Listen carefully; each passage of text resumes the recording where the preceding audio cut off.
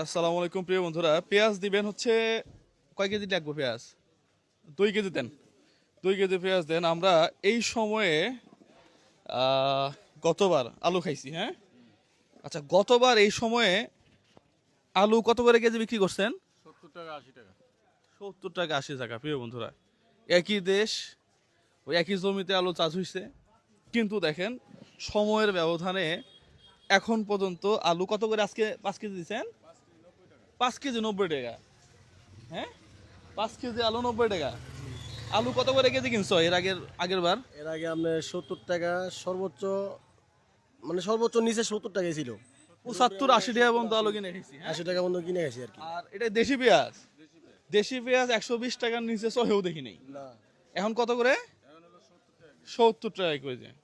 আদা, আদা 120 টাকা। এই আদা খাইছি 240 টাকা, 320 টাকা পর্যন্ত খাইছি, হ্যাঁ? আর এইগুলা আলুর দাম কত? এগুলো আলু হলো 25 টাকা কেজি দেশি আলু। দেশি আলু 25 টাকা। দেশি আলু 100 টাকা কেজি খাইছি, হ্যাঁ?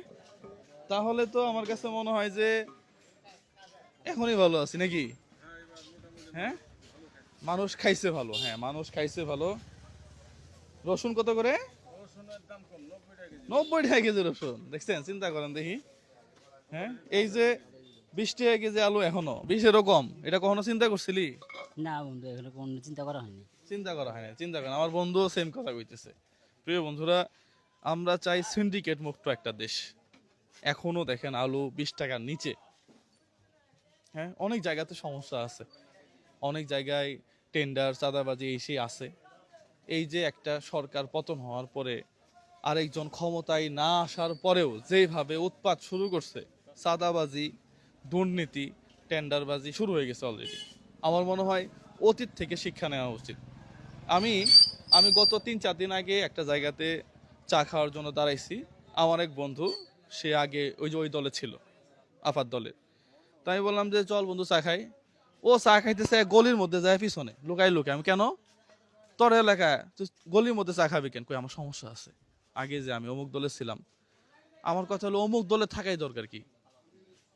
নিজের এলাকায় গলির মধ্যে যায় চা খাওয়া লাগবে কিসের জন্য? হ্যাঁ, আমরাও তো মানুষ। এক সরকার গেল, আরেক সরকার আসবে, আবার আরেক সরকার যাবে, আরেক সরকার আসবে। আমরা লাখ লাখ মানুষের সামনে, কোটি কোটি মানুষের সামনে কথা বলতেছি, আমাদের কোনো সমস্যা নাই। কারণ একটাই, আমরা কোনো দল বিশ্বাস করি না, আমরা সাধারণ মানুষের দলে। যাই হোক, তাহলে ইয়া হয়েছে না, কত হয়েছে? আমরা আগামীকালকে এতিম যারা আছে এদের জন্য একটা খাবারের আয়োজন করছি, প্রায় 50 থেকে 60 জন হবে। আপনারা সবাই দোয়া করবেন, সবাই ভালো থাকবেন, সুস্থ থাকবেন, সর্বোপরি এই দেশটা সুন্দর হোক। আসসালামু আলাইকুম রহমতুল্লাহ।